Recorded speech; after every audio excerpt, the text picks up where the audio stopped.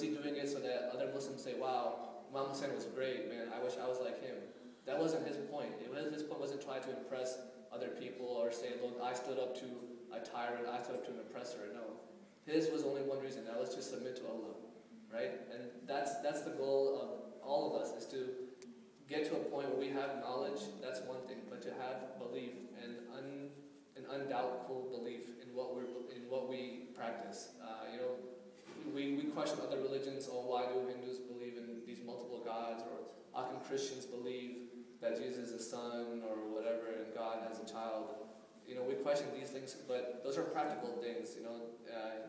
When it's all said and done, when it's time for you to be judged, you're not going to be judged so much on the practicality of these things as you are on the spiritualness. Your inside, your nafs, and what your beliefs were. For example, recently when Ramadan ended, there was a big debate between different schools of thought on when Eid was it Sunday or Monday. That's a very minute thing, a very insignificant thing if you look at the grand picture, of your life. Do you really want to be concerned with when they celebrate Eid on Sunday or Monday or Tuesday? Does it really matter which ayatollah you're following, which school of thought is correct, which isn't? Those things are minute, and that's what he's talking about. Is those are just that knowledge. It means nothing, because if you really had true belief in Allah, if you really were submitted to Him, it wouldn't matter to you that did I do it on Sunday, did I do it on Monday? Those are just minute things that occupy our life. And what he's talking about is getting to a point where you have belief in Him, period. There's no doubt, you're not trying to do this for someone else's sake. You're not doing Eid on Sunday because your parents have taqleed with Ayatollah Khamenei, or you're not doing it on Monday because you have taqleed with Ayatollah Sistani. These are very minute issues that we face.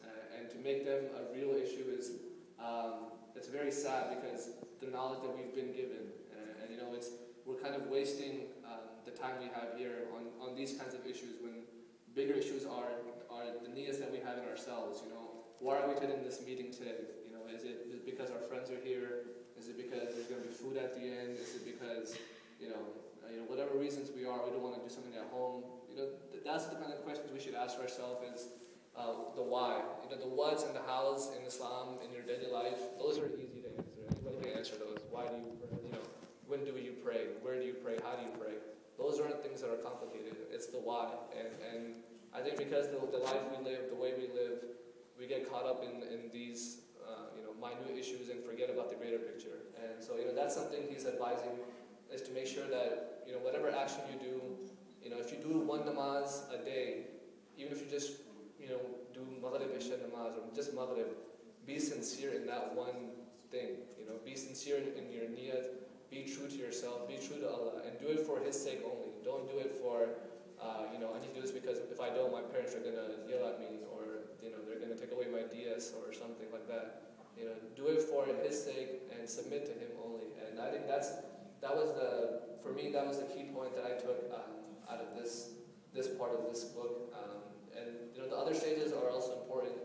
The riyah in your actions, the riyah in your worship and your deeds.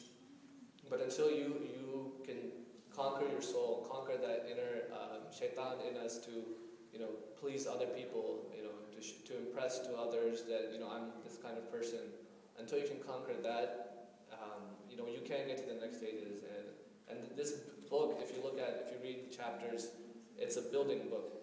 Each chapter builds to the next one. And so these are the essential parts of it. And if once you get these things down, the rest become a lot easier to do. So with that.